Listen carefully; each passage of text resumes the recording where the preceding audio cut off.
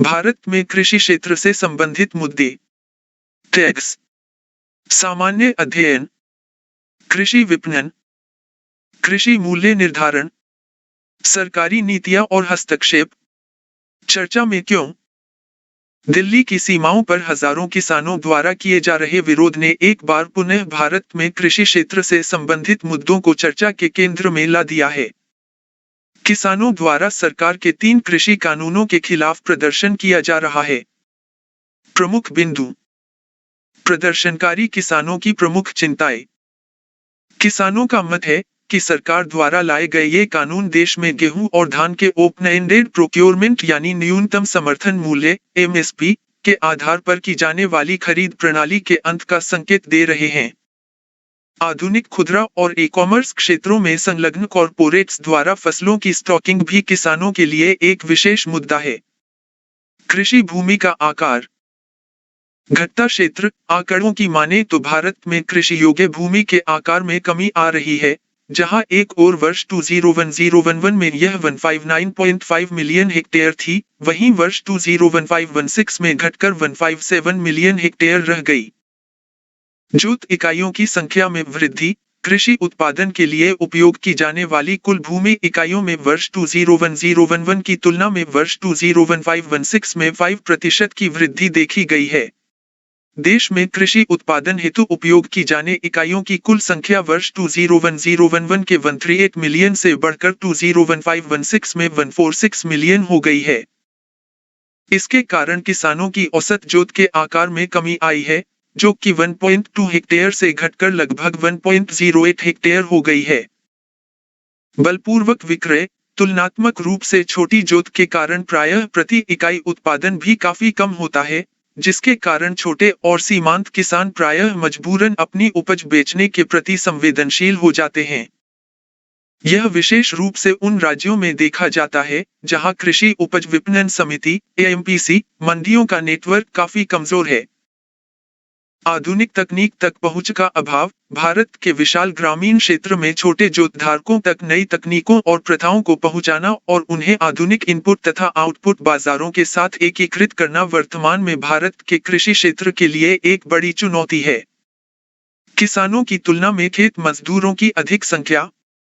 किसान आमतौर पर खेत का मालिक होता है, जबकि एक खेत पर कई कर्मचारी और मजदूर भी काम करते हैं। कृषि क्षेत्र में रोजगार। श्रम ब्यूरो के हालिया अनुमानों के मुताबिक भारत का 45% कार्यबल कृषि में कार्यरत है। कृषि क्षेत्र में मजदूर। वर्ष 2011 की जनगणना के अनुसार कुल कृषि कार्यबल में से लगभग 55% कृषि मजदूर हैं। मजदूरों के लिए सहायता का अभाव। खेती के माध्यम से विकास को गति देना या विकास की गति को बनाए रखना अपेक्षाकृत कठिन होता है, क्योंकि खेती करने वाले मजदूरों को खेती में निवेश के लिए कोई नीतिगत सहायता या प्रोत्साहन नहीं मिलता है। बीज किट, उर्वरक, कीटनाशक, कृषि यंत्र, सूक्ष्म सिंचाई, भूमि विकास सहायता आदि जैसे सभी लाभ केवल उन लोगों को प्राप्त होते हैं जो खेत पर अपना मालिकाना हक साबित कर सकते हैं। कृषि क्षेत्र में निवेश की कमी। अर्थव्यवस्था में कुल सकल पूंजी निर्माण (जीसीएफ) के प्रतिशत के रूप में कृषि क्षेत्र में सकल पूंजी निर्माण (जीसीएफ) वित्तीय वर्ष 2011-12 के 8.5% से गिरकर वित्तीय वर्ष 2018-19 में 6.5% पर पहुंच गया है। इसका मुख्य कारण कृषि क्षेत्र में निजी निवेश की हिस्सेदारी लगातार कम होना है। यद्यपि कृषि क्षेत्र में सार्वजनिक निवेश में बढ़ोतरी हो रही है, किंतु यह बढ़ोतरी इस क्षेत्र में विकास की गति को बनाए रखने के लिए पर्याप्त नहीं है। सब्सिडी और इससे संबंधित मुद्दे। कृषि क्षेत्र के लिए मंजूर की गई अधिकांश सब्सिडी व्यवसायों को दी जा रही है। खाद्य प्रसंस्करण इकाइयों और कोल्ड चेन परियोजनाओं को दी जाने वाली सब्सिडी इसका मुख्य उदाहरण है।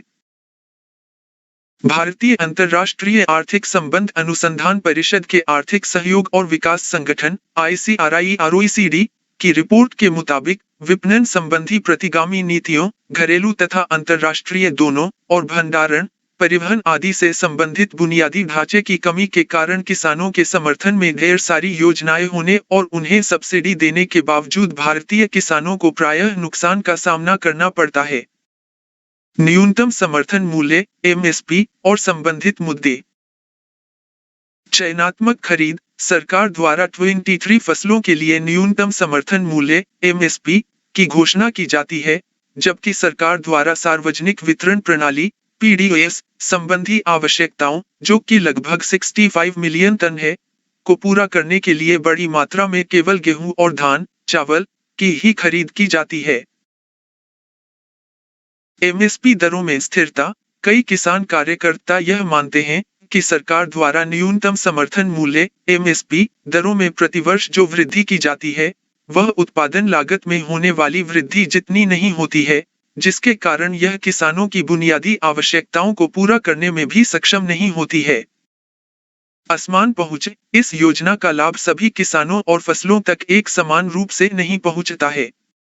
देश में ऐसे कई क्षेत्र हैं जहां इस योजना का क्रियान्वयन काफी कमजोर है। उदाहरण के लिए पूर्वोत्तर क्षेत्र।